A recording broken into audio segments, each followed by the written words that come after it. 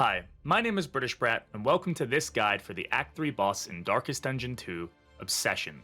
In this video, I'm going to be covering the mechanics, strategies, items, and heroes that you will need in order to have the best chance of defeating the boss. So, let's go ahead and get into it. Upon reaching the mountain, you'll be greeted by the first phase of this fight. To keep things organized, I'm going to split both phases up and describe one at a time. In this first phase, you will start off with 4 enemy eye stalks, known as clusters of eyes.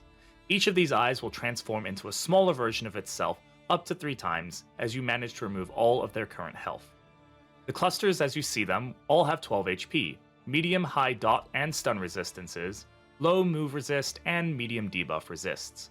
These numbers will all decrease with each lower level of eye, and all of them are considered cosmic enemies. The next phase down is called the bifurcated eye and has 8 HP max, while the smallest is the cloistered eye, which has 6 HP total. Again, assuming that you haven't maxed out your loathing. Upon killing this level of eye, it will become a corpse. Every phase of the eye stalks have a buff that will let them copy any positive tokens from heroes they hit with a crit.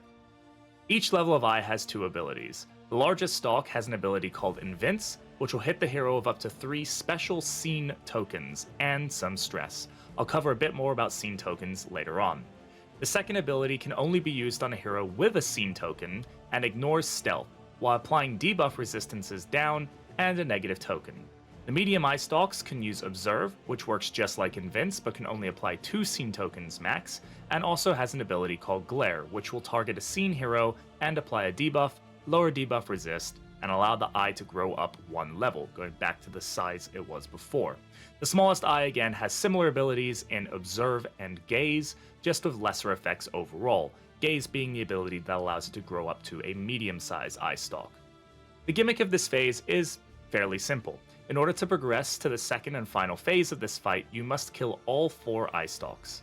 The scene tokens themselves do not have too much effect in this phase, as they're really only used by the eyes to focus their attacks, but they will hold much more weight in the phase after. This means that you must work to try and force the tokens solely onto a hero that can dodge, stealth, or tank effectively. Using heroes with high speed to apply taunt to themselves or a target hero is a solid way to force the eyes to apply scene tokens where you'd like, but otherwise you'll have to work to remove the tokens on heroes you do not want them on before the next phase. There are a handful of ways to remove scene tokens. The easiest is via stealth, which will remove the entire stack of tokens immediately upon being applied to the hero.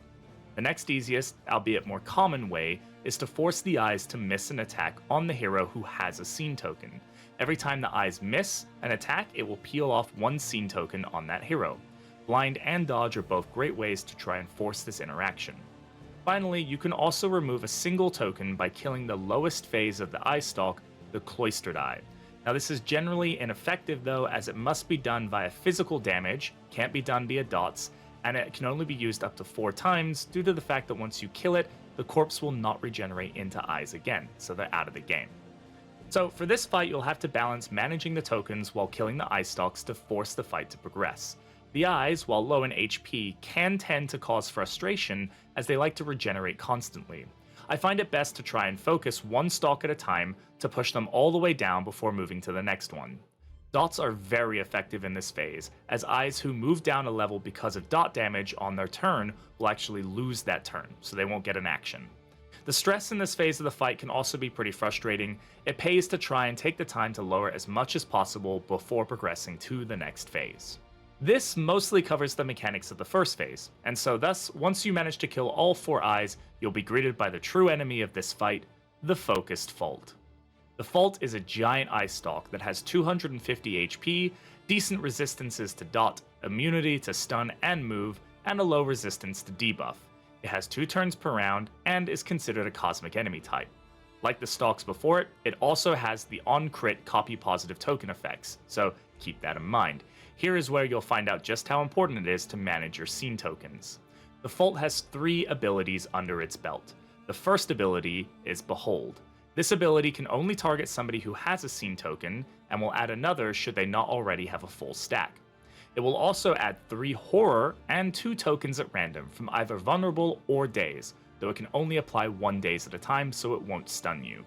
This ability is also what the Fault will use when no one on the team has a scene token until it finally gets one to stick, so there's two versions of this ability basically.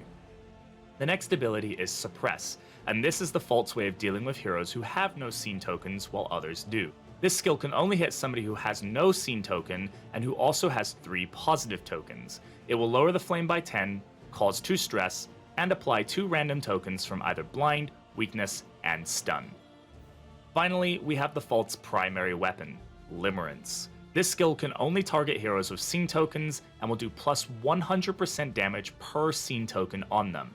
On heroes with a full stack of 3, it will also have a 100% chance to crit, causing massive damage. This ability also just has a 30% chance to crit anyway, so don't expect it to not hit hard even at non-full stacks. Limerence will also hit all targets with scene tokens at the same time, causing it to melt away teams of poorly managed tokens spread across the board. This phase requires you to pay close attention to your tokens and how you can best keep them down or off your heroes. Blind, dodges, and stealth are still the best methods here to help you keep things in check as you tick down the health of the eye itself. Given the boss's lack of death armor, this phase tends to be a bit of a damage race. The odds of the Fault landing a game-ending blow increase the longer as you drag it out, as dodges and blinds are only so reliable. Dots can be a huge help if you can get them to stick, the multiple turns of the boss causing them to melt it quickly. Overall, you're just going to want to balance damage and scene token control to force a quick end to the conflict.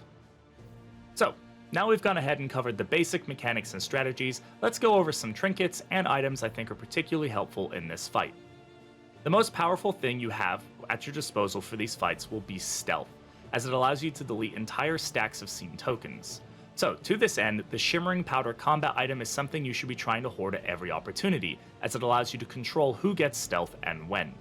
Trinkets such as Silent Treatment and Covert Cloak are also great things to try and snag, albeit a little hard to find at times because of the fact that one's a cultist trinket and one is sleuth specific. The next best way to deal with scene tokens is with blind and dodges. So items such as smoke bombs and smelling salts will be huge in giving you extra chances to negate the token stacking. Even trinkets like Distracting Dust and Parrying Patriarch are fantastic options to help apply binds or enhance dodges as best you can. Speed and Taunt are also a great combination, especially to set you up for phase 1 of the fight. If you can use something like Stimulating Powders at the end to get a hero on your team fast enough to go first, and have them use something like Noisemakers on the hero you want the scene tokens to be applied to early on, you can force the Eye Stalks to give you the exact token placement that you want early in the fight. Now we've gone over some of the items I would take, let's have a look at some of the heroes that are best suited for this fight. Runaway is a constant classic choice for the fight due to her ability to both give blind and self-stealth. Grave Robber is also a good choice due to the multiple ways which she can remove scene tokens, either from stealth or via dodge from something like Absinthe. If you have the DLC, this is also a great place to start using the Duelist to get constant dodge generation and have her shine as best as possible, or even try out her Intrepid path to use her stealth disengage to remove stacks. While tanks can be a good option in this fight, they generally will get melted by max stack Limerence in a few hits regardless of how much block they might have. Be careful in relying on them too much. This is pretty much the one time you don't want to be having that maxed out Leper or Mana Arms with 1000 block. And with that, we've covered most everything you might need to know in order to take on the Focused Fault in Darkest Dungeon 2. If you have any tips, tricks, or thoughts yourself that you think I haven't covered and would help players out, please leave them down in the comments below. Thanks for watching the video. If you're not already, consider subscribing, and I'll see you in the next one.